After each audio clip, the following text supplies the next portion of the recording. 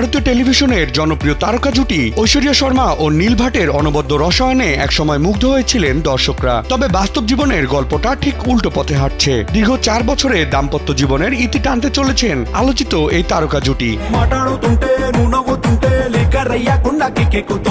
ভারতীয় গণমাধ্যম সূত্রে জানা যায়, নীল ও ঐশ্বরিয়া বেশ কিছুদিন ধরেই আলাদা থাকছেন। এবার আনুষ্ঠানিকভাবে বিচ্ছেদের আবেদন জানিয়েছেন তারা এবং শিগগিরই এটি হওয়ার সম্ভাবনা রয়েছে। বিচ্ছেদের সঠিক কারণ না জানা গেলেও তাদের আলাদা থাকার বিষয়টি নিশ্চিত করা হয়েছে প্রতিবেদনে।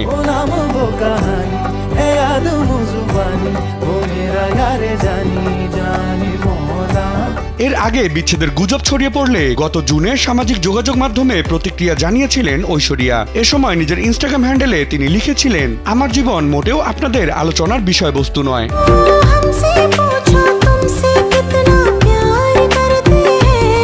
নিজের বক্তব্য স্পষ্ট করতে এই অভিনেত্রী আরো বলেছিলেন, আমি দীর্ঘদিন ধরেই চুপ আছি। আমি দুর্বল বলে নই, বরং আমি শান্তি রক্ষা করছি। তবে আপনাদের মধ্যে কেউ এমন কিছু লিখতে থাকেন যা আমি কখনোই বলিনি। আপনারা এমন গল্প তৈরি করেন যা কখনো সাপোর্ট করি না এবং তথ্য বা জিজ্ঞাসা ছাড়াই নিজেদের মতো প্রচারের জন্য আমার নাম ব্যবহার করেন, যা খুবই দুঃখজনক।